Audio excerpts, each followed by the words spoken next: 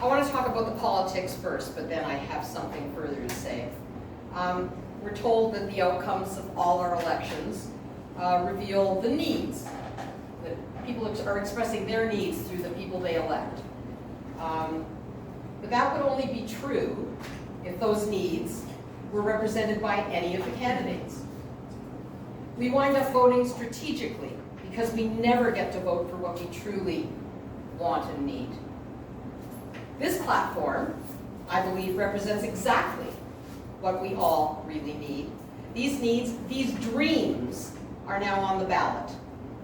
I'm an old lady, and frankly, with only a couple of exceptions, I have never been able to vote for the things that we need for a decent life. And I think most people probably feel that way.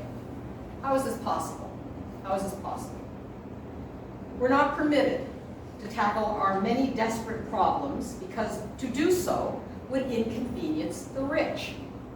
Every solution, whether for our housing issues, price, cost of living, climate collapse, war, is stalled unless we can work out a way to give the wealthiest among us a cut of the action.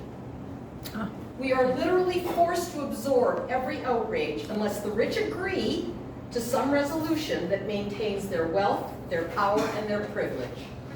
And that's true. So like I said at the Labor Day picnic, with this platform, international solidarity and peace are on the ballot. Political rights for every person are on the ballot. Taxing the rich and ending corporate welfare, on the ballot. Public ownership of our land and resources, on the ballot.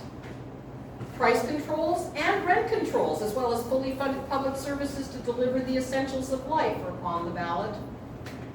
The physical and mental health of the working majority would be exponentially improved with the advent of the 8-week holiday, much as they have in Europe.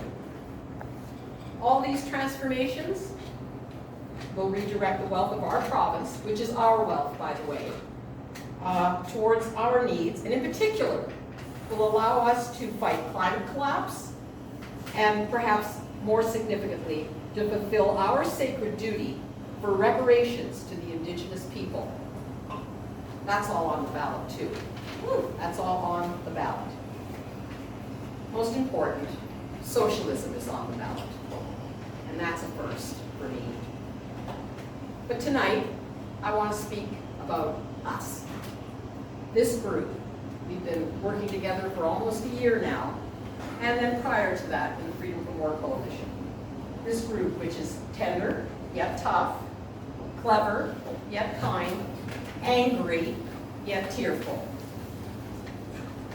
I'm grateful that for all these months, we all have seen the urgency, and we've risen to meet it, week after week.